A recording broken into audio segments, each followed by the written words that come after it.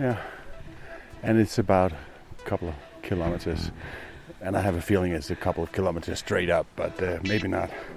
It says we can do it in 45 minutes. I don't think so. Welcome back to Georgia, the country between Eastern Europe and Western Asia. In the latest episode, we focused mostly on the capital, Tbilisi, and in this one, we're taking a road trip north of the city.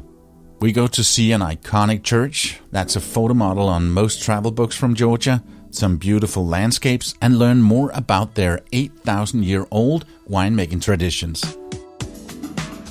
Make some noise for my very good friend. My name is Palabo, and this is the Radio Vagabond. He has a lot of money, but not as much money as me. Georgia, the Cradle of Wine. By the way, he's very rich. Not that rich. Meet Palabo. And he is very smart. He has a very special brain. A full-time traveler and digital nomad from Denmark. Works different than our brains. It's very strange. He is socially weird. On an epic journey around the world. This is the Radio Vagabond. Before we start, let me remind you that this episode is supported in part by Hotels25.com. Ever book a trip and then, like 2 days later, you see a way better deal? Yeah. Hotels25.com. Instead of us going to all those different sites, it pulls everything together. But okay, the really cool part, it's not just hotels. They now do flights too. And honestly, it gives you more control. You're making a more informed decision. Exactly. Hotels25.com. Make sure you're getting the best deal. He's the Radio Vagabond. Beats and tales he lays. Spanning continents and cultures, yeah, he's got it made. From the Sahara's dust to neon-lit city nights. His mics, his visa, spinning global flights.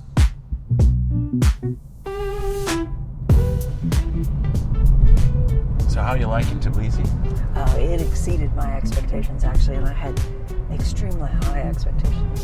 I've been wanting to come to this country for more than a decade. It always stays at the top of my list, but because it's, 26 or 28 hours on an expensive flight to get here from America, and it's not exactly on the way to anything except for maybe the stands. I just didn't get here yet, but yeah, so anyways, I've been looking forward to it for a long time, and just walking around in Old Town, it actually exceeded my expectations, which is hard when you have high expectations of a place. And yeah, that is very rare. All the places that I've been to that I had high expectations of was like, yeah, I can see it's great. I can see why people come here, but yeah, but this is so great. But especially when we got into the Old Town, I thought, okay, now this is what I'm talking about. This is what I like. And the Airbnb we had until this morning was how many meters from the famous bridge? We weren't, not 300 meters or something? Yeah, something like that. It was very close, and very much in the Old Town. And you got to describe this. The apartment itself was we had a small coffee table in front of the TV, and it was on wheels, and it would roll itself because the whole thing was so skewed. And so you had to go uphill to get to the bathroom, and inside the bathroom it was like very skewed. Yeah, I couldn't believe it. The doors, some of them actually closed because some of them didn't. And some of them didn't, yeah.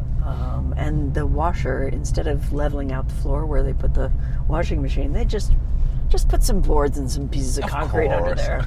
Me, I would have maybe leveled out the floor, but silly me. I also would have had a permit to put that in, which I'm pretty sure I didn't have. Yeah. But it felt very real to me because we went through the little courtyard with all these big flowering trees, like we have in Florida, hibiscuses. And wooden staircases to some of the other apartments that were completely, I don't think you could walk on those because they were falling apart. I wouldn't have tried it, but the locals, I suppose you'd get used to it. You hop over the bad ones if you live there. Yeah. And very narrow streets, and so we're taking. We rented a car for 3 days, and don't know exactly where we're going, except heading north on the military highway today, and then And then we're going back, and I would suggest that we stay in Old Town again, because I really like it there. I like to be able to just walk. We were so close to the big square and so close to the bridge, and there's a cow on the road and here. There's a cow. And like last night, I thought it was so cool. We just turned a corner and we could hear music, and then we walked to that square, Madero Square, something like that. And sure enough, there were 4 or 5 guys playing, just sitting on a big bench playing for people who were walking by. They had a drum and kind of a cool little banjo thing I didn't recognize. And the music was very quite good. Very traditional. Yeah. Very Georgian. And you really like the Georgian music there. Yes, I was very surprised. Sometimes I find it's a little fakey when you're in a tourist center like that, and it feels fake to me. But very authentic. Yeah, those were just 4 friends who get together and collect tips and play. They switched out once in a while, and some guy was going home, and another guy was joining them. So yeah. Yeah, it felt very. So you're going to nice. put that on your Spotify playlist? Yes, if there is such a thing. I am sure there is. Yeah. And we had that nice spot up on the balcony of I don't know what the name of the restaurant was, but it was a very good spot to people watch the whole square and the lights coming up on the big church over the square and hear the music. And they had homemade lemonade there that I quite liked. Yeah. Sparkling lemonade. Yeah, you've really tested out some lemonades for a reason. Let me just jump in here. Lots of lemonade. Normally, Cynthia doesn't say no to a glass of wine now and then, but she couldn't right now. Doctor's orders. This is something that'll make a lot more sense when you've heard more about the stuff she's been through with the treatment of her arm. That's coming up in a special episode where we dive deeper into all of that. And by the way, the whole hospital thing started out as a great experience, but turned out to be not that at all.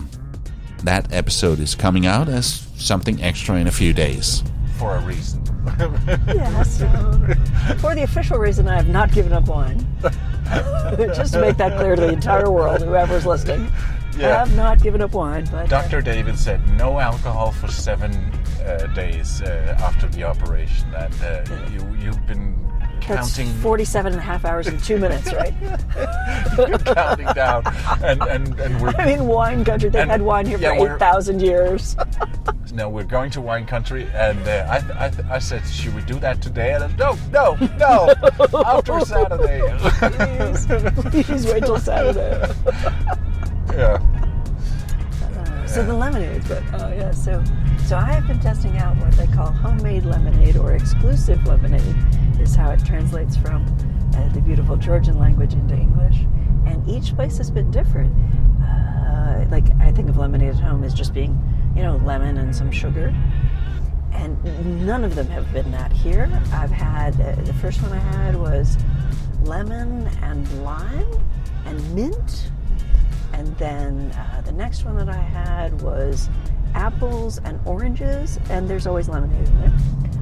Actually, fresh squeezed lemonade. Mm-hmm. All of this is fresh, and nothing concentrated. And then last night, while we were listening to music, mine actually came in a bottle because it was a sparkling lemonade that I think maybe had pomegranate or something in it. It was actually pink and kind of a rich pink and bubbly.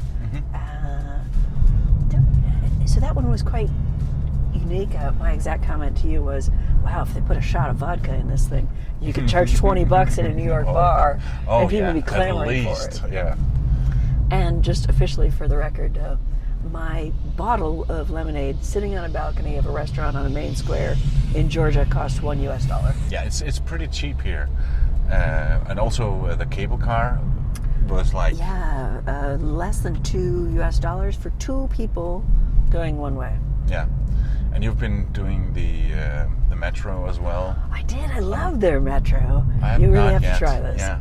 So super, so efficient in Tbilisi. I was actually quite surprised. I thought maybe we'd have, old Russian technology or something here. But they had, you go quite far underground in the main stations, and they have these very high-speed escalators to go down. Oh. And it's very easy to use. You get a Metro card, just like in any major capital in London or Paris or whatever. You pay 30 US cents for a Metro card, and then a ride is 30 US cents. It doesn't matter how far you go, as long as you use it within 1.5 hours, you pay the same. And trains come like every 3 minutes. I literally went down the escalator and walked onto a train, and I got across town. Literally, my message to you took as long as it took me to cross town. I had to go 5 stops. Super fast, super efficient. Yeah, you wrote, I'm going into the metro, and then boom, next few seconds, another one. And I'm out of the metro. Yeah. And the people here have been amazing to me since I am clearly a wounded bird with my arm all in this big white cast. Yeah. Both metro rides that I took, people got up and gave me a seat. A younger woman and then a gentleman who was probably 15 years older than I am, but as soon as he saw me, he got up and, you sit here. He didn't say that in English, but, you know. No, but more people speak English here than I felt in Azerbaijan. Oh, yes, definitely. But it's because we were in the capital, I think. Yeah. Imagine that. Yeah, I think we're going to see a little bit different in the small villages up here. And may I just add, have a look at this landscape. We finally made it to our first stop of this small Georgian road trip, Stefansminda, a small town nearly 3 hours north of Tbilisi and just a stone throw away from the Russian border. Well, 11 kilometers. And the main reason we're here is to see the Gergeti Trinity Church, which is pretty much Georgia's supermodel when it comes to iconic landmarks. Seriously, if you've ever seen any travel book or postcard from Georgia, you've probably seen this place. It's that famous. The church is perched on a hill more than 2 kilometers up, with Mount Kazbek towering behind it like a dramatic movie backdrop. This ancient stone church looks like something straight out of a fantasy novel. We're all set to drive up there. According to Google Maps, that's possible. And take in those killer views and maybe even peek inside the church. But as it turns out, getting there wasn't quite as easy as we'd hoped.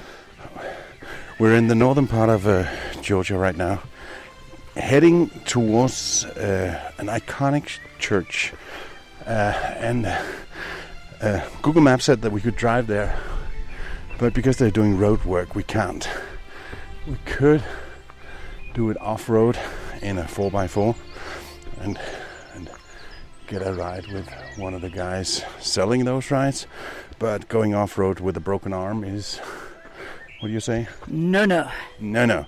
So we found a path where we're walking uphill. What's the map tell us? Maps Me says we're going to, in English, in a country that speaks Georgian, says amazing view of Trinity Church. Yeah. And it's about a couple of kilometers. And I have a feeling it's a couple of kilometers straight up, but maybe not. Try. It says we can do it in 45 minutes. I don't think so.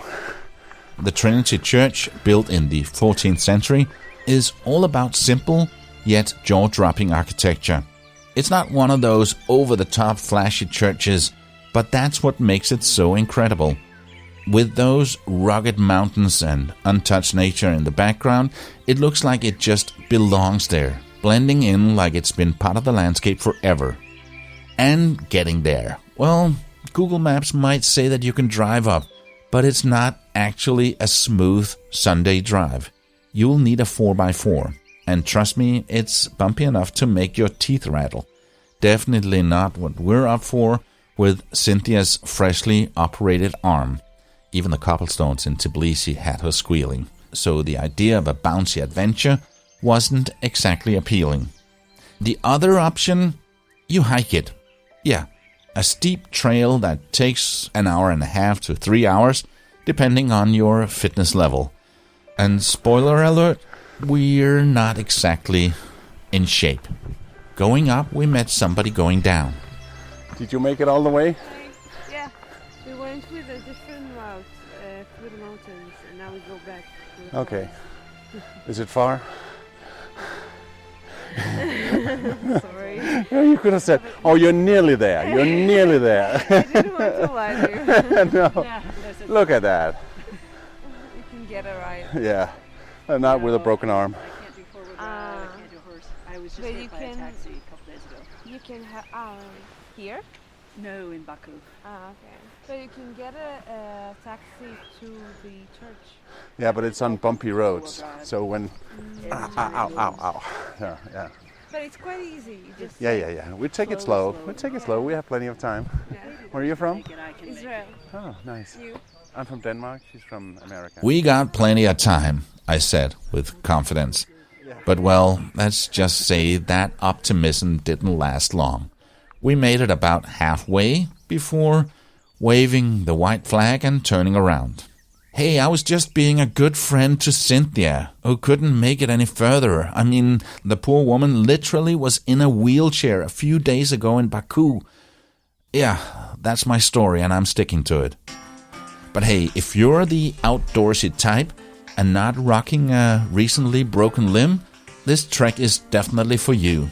The views are amazing, and I've been told making it to the top will be worth all the huffing and puffing. We continued the drive up the E117 road from Stefansminde towards the Russian border, and that was like entering a whole new world. Yeah, so in Stefansminde, we know that it's in the northern part of Georgia, but then we saw it's only 11 kilometers to the Russian border, and just for the hell of it, we thought, let's drive up there, turn around, and we may get turned around here. Where are we? Are we there yet? Is it right here? Maybe we have to clear Georgia here. It looks to me like Gates. Can we pull down there and recon? Oh, we can go down here. Yeah, that's where I'm taking. Yeah. Right.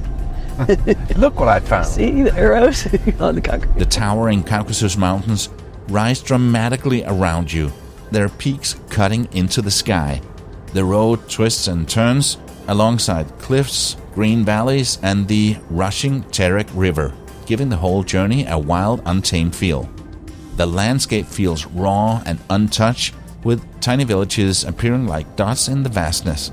Nearing the border, the scenery becomes even more remote and desolate, the mountains closing in, making you feel small in the face of nature's grandeur. It's both breathtaking and eerie. I'm so glad we did, because the landscape, these 10 kilometers north towards the Russian border, is some of the most amazing landscape I have. It's like Cape Town quality. Yes, it's actually very similar. Yeah. With the huge rock faces. Huge mountains. Wow. Straight up. Like Yeah. there's no foreground. There's no hills. It just goes straight up. And actually, Google Maps says we're 8 minutes away, and I put the microphone on, and then 10 meters later, I think we're here. Let's go recon to the end of the parking lot. Yeah. There's a big flag and what looks like border crossing. The perfect road to nowhere. Well, the road to Russia. What happens on day 7 They after the told surgery? you cannot drink any alcohol 7 days after the surgery, and today it's been 7 days. It's 7 days. And so we might indulge in a glass of Georgian wine tonight, and see if we can get a wine tasting. 6,000 or 8,000 years of winemaking history in the country of Georgia. Yeah. And I've not had any. That is such a shame. You are listening to the Radio Vagabond. We'll continue in just a bit. First, a few words about what I do when I'm not doing the Radio Vagabond. Ever find yourself hitting rewind just to figure out how a podcast pulled you in? Right. Like, what's the magic behind a story that truly resonates? And that's what has us so intrigued by Palabo. Honestly, decades in radio, awards coming out his ears, and he's worked with Lego. Like, come on, that's got to be a story in itself. It really is. You don't just stumble into working with a brand like Lego. there's a level of, I don't know, a certain something that draws those kinds of names to him. Right. It's not like they just hand out those gigs. Exactly. And it's not just one big name either. We're talking Disney, Marvel Studios, Lucasfilm, even the Rolling Stones. Okay, now that's just showing off. It's impressive, right? Yeah. But it speaks to his ability to handle those massive projects, those kinds of demanding clients. Yeah, and to deliver, too. They wouldn't keep coming back for more if he wasn't producing top-notch work. Exactly. Honestly, after learning all of this, I kind of want to start a podcast now. You should. It's like suddenly I could hear all these sounds in my head, all these stories, just waiting to be told. Let's make some audio magic together. Drop me a line and let's get started. You can see more on my company's website, radioguru.co.uk. Alright, Cynthia mentioned that they have a lot of history of winemaking, and the title of this episode is The Cradle of Wine. So let's dive into Georgia's proud wine history. Let's look in the history book. The Cradle of Wine isn't just a catchy title. They've been making wine here since before the pyramids were built. Georgia's love affair with wine goes back over 8,000 years. The region is widely considered one of the earliest places where humans first domesticated grapevines and started fermenting them into wine. Archaeologists have found ancient clay vessels, known as quarries, with leftovers of grape residue, proving that winemaking in Georgia is truly ancient. What makes it special, you ask? Well, it's all in the method. Unlike modern winemaking techniques we know today, Georgians have kept their old school way of using these massive egg-shaped clay pots, those quarries. They bury them underground, fill them with grape juice, skins and seeds and stems, and let nature take its course. This process allows the wine to ferment naturally, giving it a distinct flavor that's earthy, full-bodied, and, well, let's just say pack a punch. Georgia's unique climate, with its warm sun and cool mountain air, creates perfect conditions for growing hundreds of grape varieties, many of which you won't find anywhere else in the world. That's why it's not just wine here. It's a cultural institution, a big part of social gatherings, and something Georgians are incredibly proud of. So next time you sip on a glass of Georgian wine, remember that you're drinking a little piece of history. A tradition that's been passed down through millennia and continues to be celebrated on the hills of this beautiful country. So way back, before pyramids, paper, the wheel, and even selfies and reality TV, how did this happen? Alright, let's set the scene. There lived a prehistoric Georgian man named Gergeti. One day, Gergeti was picking grapes in the warm sun, just minding his own business, when he accidentally drops a bunch of them into a hole in the ground. Not wanting to waste good food, he leaves them there thinking that he'll come back later and grab them. But life happens, you know. Gergeti was distracted by the saber-toothed rabbit, don't ask, and completely forgot about these grapes.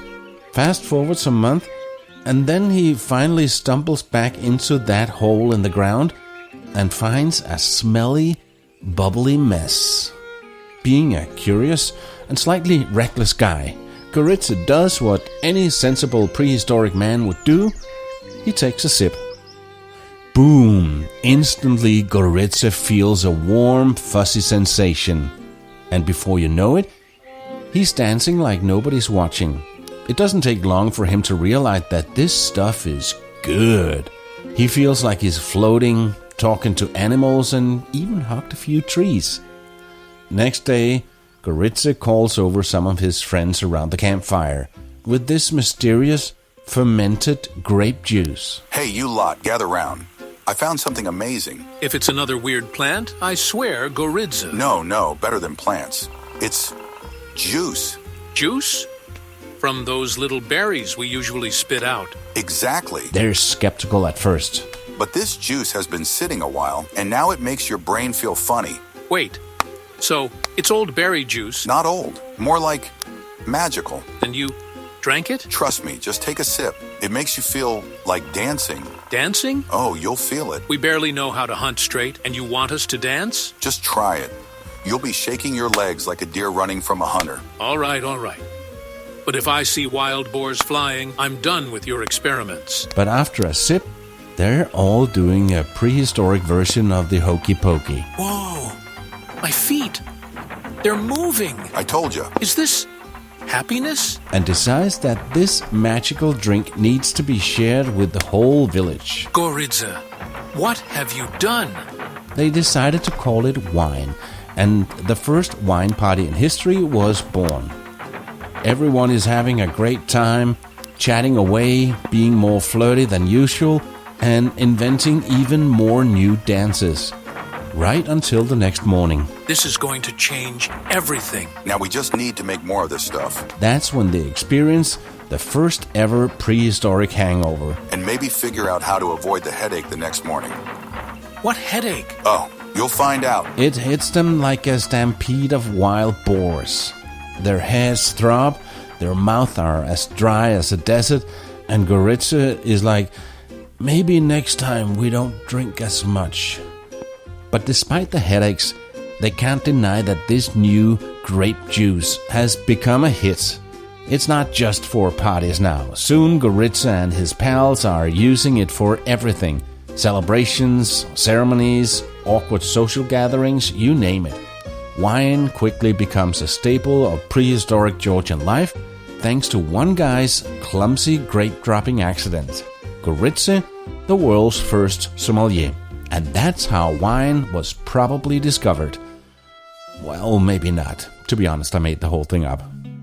If you've been listening for a while, you know a thing or two about Talebo. And now, he would like to know a bit about you. So please fill out the 5-minute survey and answer a few questions. It's on theradiovagabond.com/whoareyou. Gotta keep moving. We're in Telavi, a charming town located a couple of hours east of Tbilisi, nestled in the Gergeti wine region. This area is Georgia's wine heartland, and we booked ourselves into a wine tasting at RostomaantMarani winery, where the family's passion for wine has been running for centuries. Their history dates back to 1770, when the monk Rostom Orbiliani first planted grapes. Since then, the winery has been passed down through 6 generations of the Rostomaashvili family. What makes this place special isn't just the family's long history. It's their winemaking methods, the technique that is over 8,000 years old. They still use these ancient clay pots called query, buried on the ground to ferment the grapes. So you see, this is with this skin contact. We crush here the grapes. We're with the current owner, Ika Rostomaashvili, who is keeping the family tradition alive. Query winemaking in Georgia has more than 8,000 non-stop history. Yeah, it's the first country in the world that produced wine. Yes. And as we step into the room where these ancient pots are buried, the earthy smell of fermented grapes fill the air. Ika, can you tell us what we're looking at here? We're inside a small room, and inside the small room there is a 5 query. Query, as I said, it is the oldest ancient winemaking. Clay, how to say this? It's like a big clay vase that we see all over Georgia. It looks like a pregnant woman. So that's the way of putting it. So we are saying same way that wine will born here. So after 7 months. Not 9 months. 9 months as well. So at least 7 months must be, for example, in query. Amber wine, in order to make amber wine, it's at least 7 months. It must be with the skin contact. And these aren't your average wine barrels. We're talking 200-year-old queries that is still in use today. So after ferment, when we crush grapes in query, we do not separate it. Everything is there, 100%. Stems, skins, juice together. When fermentation finish, we lock the query with the clay.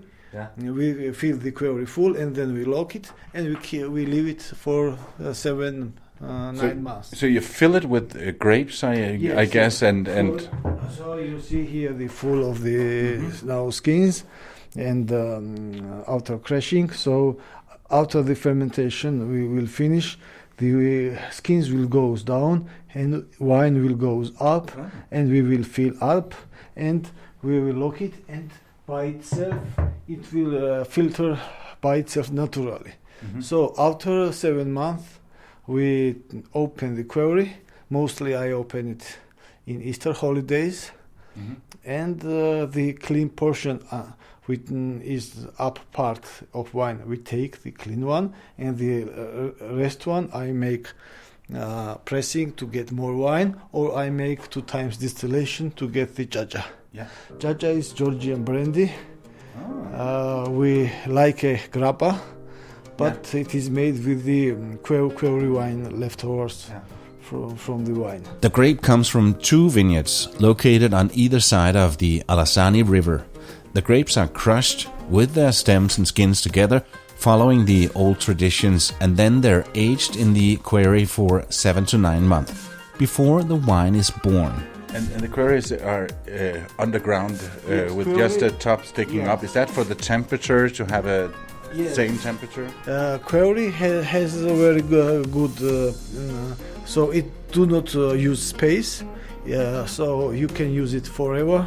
For example, this quarry are 200 years old. So not 8,000 though. No.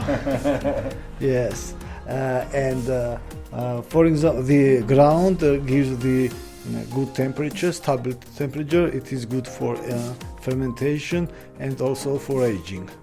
Same time, quarry has a special minerals, which has very. There are only 2-3 places in Georgia found this clay.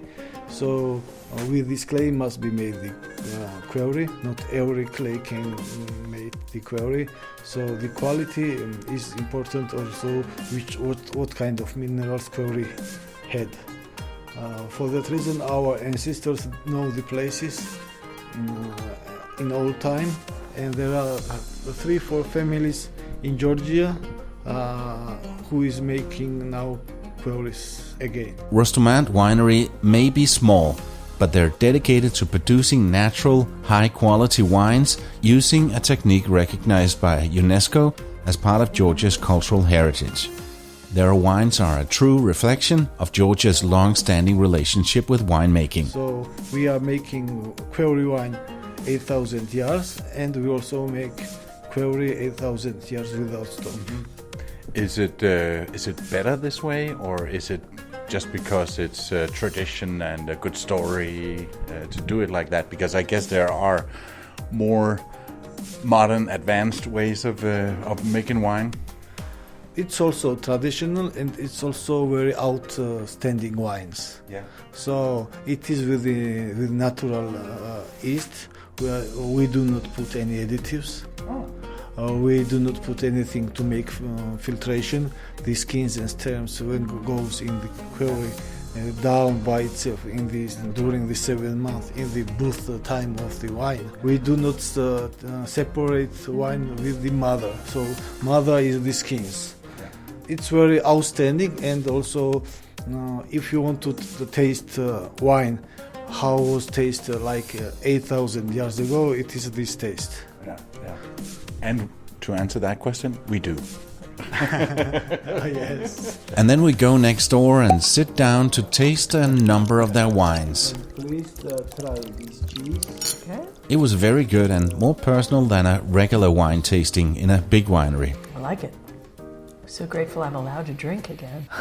10 days. Couldn't drink. No, nothing. Whether you're a fan of natural wines or just curious about trying something unique, this family-run winery offers a one-of-a-kind experience steeped in history, tradition, and a whole lot of passion for the craft. I put the details on how to reach this winery into the blog post for this episode. Here you can also see a bunch of pictures.